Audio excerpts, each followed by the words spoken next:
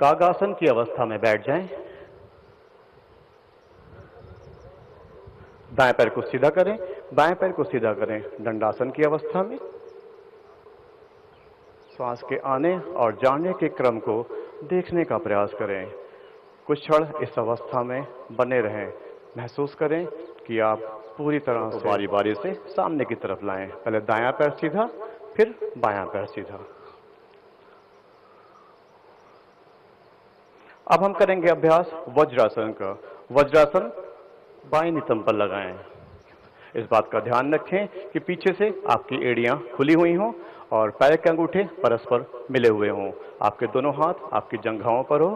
वज्रासन में आपकी वज्र नाड़ी जागृत होती है, जिससे पाचन की अवस्था में सुधार आता है।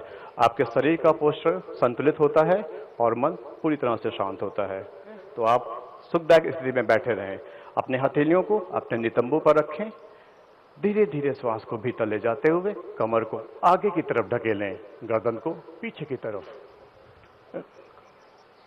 अस्थमा जैसे रोग में ये लाभदायक है।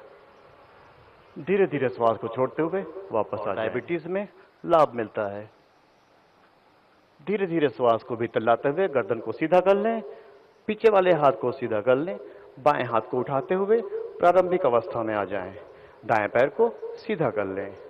इस प्रक्रिया को बाएं पैर से दोहराएं। बाएं एड़ी को दाएं घुटने पर लगाएं, बायां हाथ की हथेली पीछे की तरफ, दायां हाथ हवा में, बाईं एड़ी के बगल में। श्वास को छोड़ते हुए बाईं दिशा में घूमें, इस प्रकार से कि आपकी टुड्डी बाएं कंधे की सीध में हो। युक्त प्रोटोकॉल के तहत ये थे बैठ के करने वाले आसन। अब हम दोनों पैरों को मोड़ते हुए वज्रासन की स्थिति में आ जाएं और रहे हैं। अपने दाएं गाल को हाथ पर रखें, दाएं हाथ पर रखें, मतलब गर्दन आपकी घूम जाएगी बाईं दिशा में। उंगलियां मिली हुई हो, यथासंभव ऊपर उठें।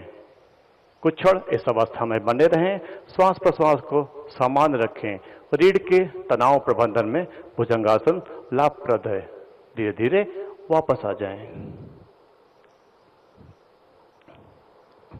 इसके पश्चात हम करेंगे अभ्यास